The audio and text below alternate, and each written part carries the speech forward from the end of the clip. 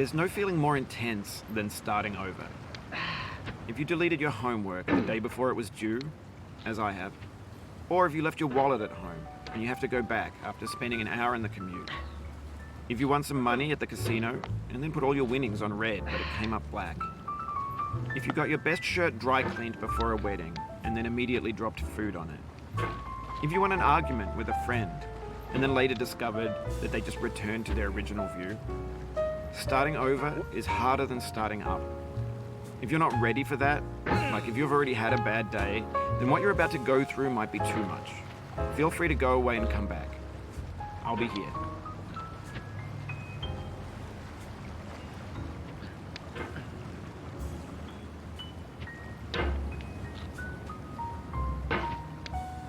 Alright, thanks for coming with me on this trip. I'll understand if you have to take a break at any point. Just find a safe place to stop and quit the game. Don't worry, I'll save your progress, always, even your mistakes.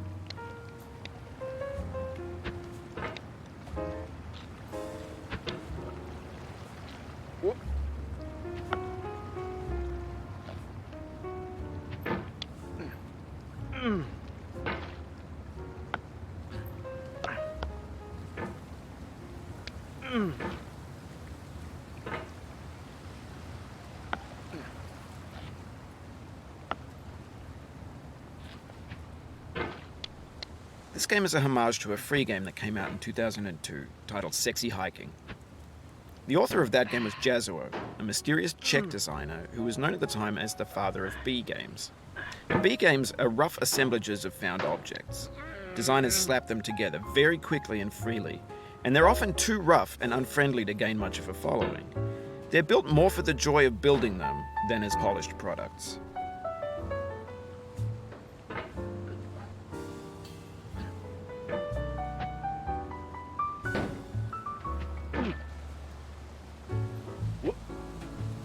In a certain way, Sexy Hiking is the perfect embodiment of a bee game. It's built almost entirely out of found and recycled parts, and it's one of the most unusual and unfriendly games of its time. In it, your task is simply to drag yourself up a mountain with a hammer. And that act of climbing, in the digital world or in real life, has certain essential properties that give the game its flavor. No amount of forward progress is guaranteed. Some cliffs are too sheer or too slippery, and the player is constantly, unremittingly in danger of falling and losing everything.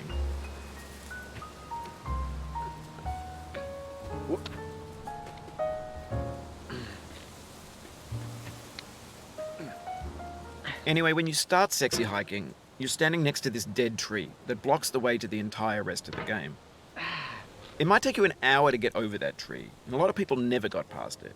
You prod and you poke at it, exploring the limits of your reach and your strength, trying to find a way up and over. And there's a sense of truth in that lack of compromise. Most obstacles in video game worlds are fake. You can be completely confident in your ability to get through them once you have the correct method or the correct equipment or just by spending enough time. In that sense, every pixelated obstacle in Sexy Hiking is real.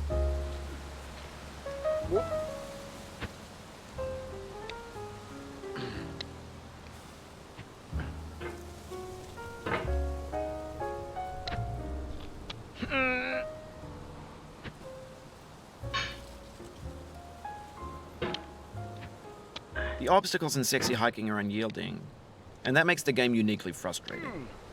But I'm not sure Jazzuo intended to make a frustrating game. The frustration is just essential to the act of climbing, and it's authentic to the process of building a game about climbing. A funny thing happened to me as I was building this mountain. I'd have an idea for a new obstacle, and I'd build it, test it, and it would usually turn out to be unreasonably hard. But I couldn't bring myself to make it easier. It already felt like my inability to get past the new obstacle was my fault as a player rather than as a builder. Imaginary mountains build themselves from our efforts to climb them, and it's our repeated attempts to reach the summit that turns those mountains into something real.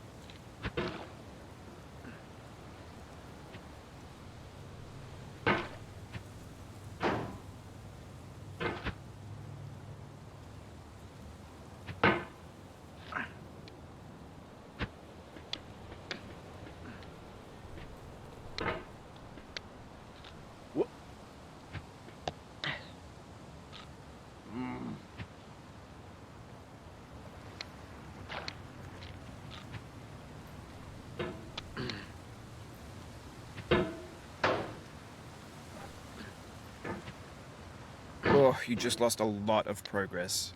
That's a deep frustration, a real punch in the gut.